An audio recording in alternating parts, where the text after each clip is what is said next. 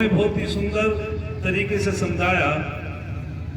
और ऋषिवर कहते हैं कि संस्कारो ही गुणांतराधान मुच्यते। जो अवगुण विद्यमान है, जो बुराइयां हैं, उन अवगुणों को हटा करके अच्छे गुणों का आधान करना, बोलो बच्चों, संस्कार कहलाता है। और फिर उन्होंने परिभाषा दी, जिससे मन की, आत्मा की, शरीर की उन्नति होती हो, उसका नाम संस्कार है। और आगे बहुत सुंदर बात कही कि बिना संस्कारों के व्यक्ति अधूरा है। संस्कारों से पात्रता बढ़ती है, संस्कारों से योग्यता बढ़ती है, संस्कारों से व्यक्ति चहुमुखी विकास करता है। बिना संस्कारों के व्यक्ति आगे नहीं बढ़ पाता। तो ऋषिवर कहते हैं कि जिससे मन की, आत्मा की और शरीर की उन्नति हो, उसे संस्कार कहा जाता है। बहुत सुंदर परिभाषा स्वामी दयानंद महाराज जी ने दी। उन्होंने कहा कि संस्कृति क्या है। संस्कृति के विषय में स्वामी दयानंद का बहुत ही अच्छा चिंतन मंथन है। उन्होंने कहा, विद्या सुशिक्षा जनिता नीति संस्कृति। अर्थात जो विद्या से और शिक्षा से उत्पन्न नीति है, उसका नाम क्या वो बच्चों? संस्कृति। और संस्कृति क्या है? हमारी वैदिक संस्कृति बड़ी महान है। हमारी वैदिक संस्कृति एक ऐसी उत्तम संस्कृति है जिसका उदाहरण पूरे विश्व में दिया जाता है। उदार चरिता नाम तो वसुधैव कुटुंबकम। अर्थात हमारी संस्कृति में बताया गया है, जो भारतीय संस्कृति है, कि ये पूरा विश्व एक परिवार के समान है। लेकिन पाश्चात्य लोग कहते हैं कि ये संसार एक बाजार है, इसमें तो व्यापार होता है।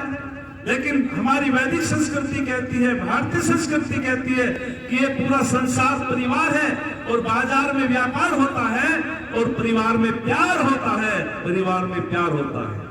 इसलिए संस्कृति हमारी महान है। और फिर कहा गया, सर्वे भवन्तु सुखिनः सर्वे सन्तु निरामया सर्वे भद्राणि पश्यन्तु मा कश्चित् दुःखं भवेत्। परमात्मा से प्रार्थना की गई है कि हे ईश्वर, सब पर भला करो, सब पर कृपा करो, सब पर दया करो। ऐसा नहीं कहा गया कि केवल भारत वालों पर दया करो। प्राणी मात्र की एक प्रार्थना की गई है, प्राणी मात्र के लिए, कि सबका भला हो, सब सुख से हो, सब शांति से हो, पूरे विश्व में शांति हो। ऐसी हमारी व्यापक संस्कृति है। और हम जब तक इन बातों को नहीं समझेंगे तो संस्कृति का अर्थ हुआ, संस्कृति क्या है? जो अपने हाथ की रोटी दूसरे को दे देता हो, ये भारतीय संस्कृति है। और जो दूसरे की हाथ की रोटी को छीन लेता हो, ये विकृति है। और जो केवल अपने लिए जीता हो, ये प्रकृति है। दोबारा से फिर बताऊं, जो अपने हाथ की रोटी देकर के दूसरों की भूख को शांत करता हो, ये भारतीय संस्कृति है। जो दूसरे के हाथ की रोटी को छीन लेता हो, ये विकृति है। और जो केवल अपने लिए जीता हो, ये प्रकृति है। पराया दर्द अपनाए उसे इंसान कहते हैं, जो दूसरों के काम आए, बोलो, उसे इंसान कहते हैं। वही मानव है, वही इंसान है। महर्षि वशिष्ठ महाराज जी से पूछा गया कि मैं पूछना चाहता हूं, लक्ष्मण जी ने पूछा कि ऋषिवर बताओ, जीवन क्या है? तो उन्होंने कहा कि जीवन प्राण धारण जीवन है। अर्थात जिसने प्राणों को धारण किया है वो जीवन है। जब तक प्राण है तो प्राणी है, प्राण नहीं है तो है प्राणी है। फिर दूसरा प्रश्न कर दिया कि मैं पूछना चाहता हूं ऋषिवर, मानव किसे कहते हैं? तो बहुत सुंदर बात कही कि मानव उसे कहते हैं जो मानव चोले को जिसने धारण कर लिया। ऋषि ने कहा, लक्ष्मण ने कहा, गुरुजी एक बात बताओ, फिर वेद में ये बात क्यों कही गई? मनुर्भव है मनुष्य, तू मनुष्य बन। तो ऋषिवर ने कहा, हाँ, तेरे अंदर जिज्ञासा है बेटा। वास्तविक मानव के चोले को धारण करने से कोई मानव नहीं बना आज तक। मत्वा कर्माणि सिद्ध्यति इति मनुष्य। अर्थात जो मनन पूर्वक कार्य करता हो, चिंतन पूर्वक कार्य करता हो, संस्कार युक्त कार्य करता हो, वो मानव की कोटि में चला जाता है। और जो वेद की आज्ञाओं का उल्लंघन करता है, धर्म की आज्ञाओं का उल्लंघन करता है, संस्कृति की आज्ञाओं का उल्लंघन करता है, वो मानवता से गिर जाता है। तो मानव किसे कहा? जो मनन पूर्वक कार्य करता हो। मातृवत प्रदारेषु लोष्टवत प्रदर्वेषु आत्मवत सर्वभूतेषु यह पश्यति से पंडित है। किसे कहते हैं मानव? किसे कहते हैं देवी? किसे कहते हैं वीर? किसे कहते हैं विद्यार्थी? इन बातों को समझेंगे तो आपको पता चलेगा। विद्यार्थी का अर्थ होता है विद्या को चाहने वाला। मातृवत प्रदारेषु अर्थात जो भाई एक पितृकुल से आचार्य कुल में आ जाते हैं पढ़ने के लिए। आप जैसे पितृकुल में दो बेटी है, दो बेटे हैं, किसी के उनका पवित्र संबंध होता है, ऐसे ही आप पितृकुल से चल करके जो डिग्री कॉलेज है इसमें आचार्य कुल में आप आए हो, तो यहाँ भी आपका वो पवित्र संबंध है। तो आपको आपस में कैसा व्यवहार रखना चाहिए? मातृवत प्रदारेषु प्रद्रव्येषु लोष्टवत आत्म सर्वभूतेषु यह पश्यति से पंडित है। कौन है मानव?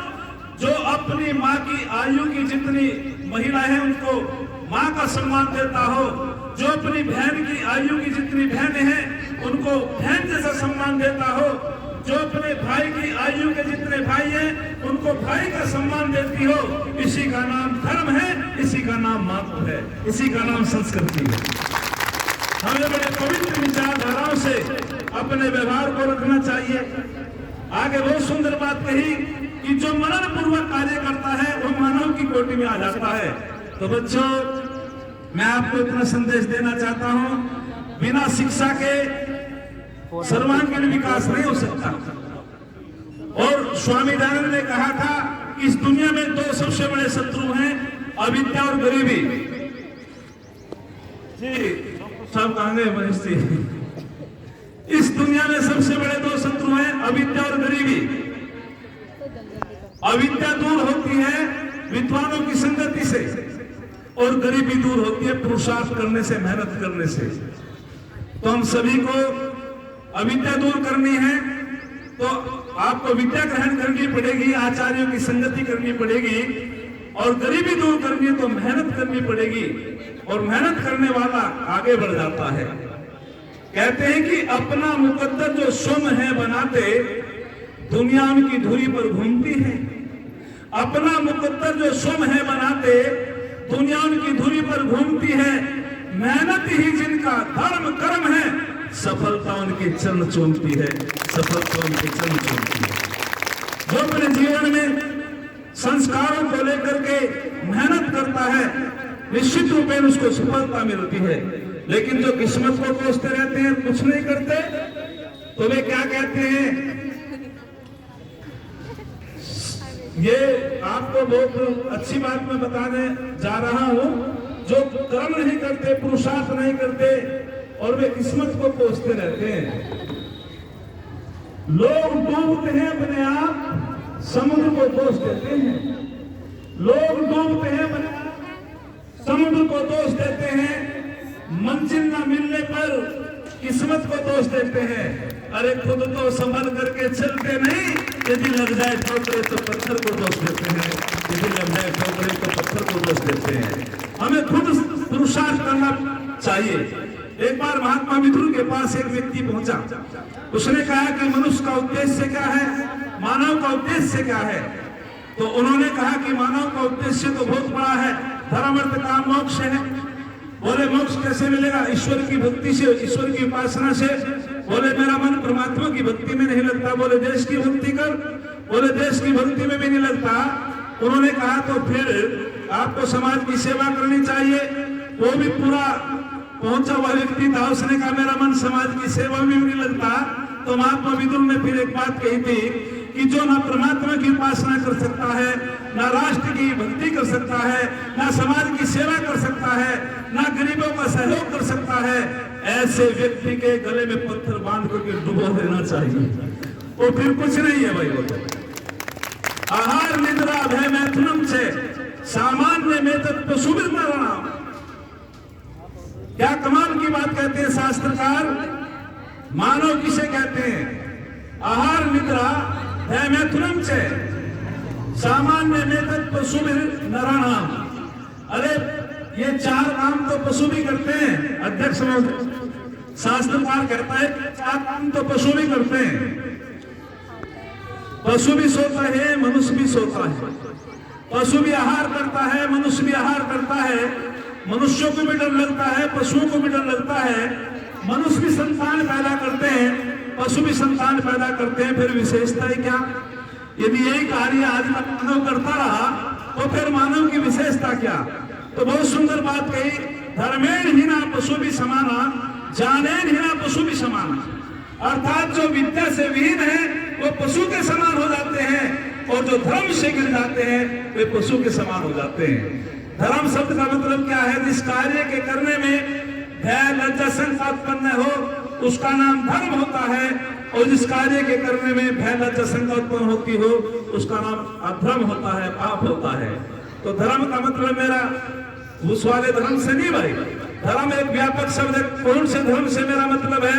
जैसे अग्नि का धर्म क्या है? आपने पदार्थ विद्या पढ़ी होगी, बोलो क्या है अग्नि का धर्म? हाँ जी, अग्नि का धर्म क्या है?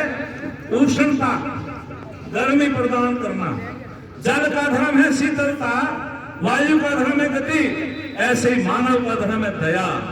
मानव का धर्म क्या है? दया। प्राणी मात्र पे दया करना वो मानव कहलाता है। तो मैं उस धर्म की बात नहीं कर रहा, मैं तो उस धर्म की बात कर रहा जो वस्तुओं के गुणों की बात कर रहा हूं मैं, जो वैशेषिक दर्शन में मैंने पढ़ा। जैसे जल का धर्म, जब किसी को शीत से आतुर व्यक्ति होता है, ठंड लगती है, तो वो किसकी उपासना करता है? बोलो, अग्नि की उपासना। अग्नि के पास जाकर के वो अपने शीत को दूर कर लेता है। जब किसी को गर्मी लगती है तो उसको जल की उपासना करनी पड़ती है। जल के पास जाकर के उसकी गर्मी दूर हो जाती है।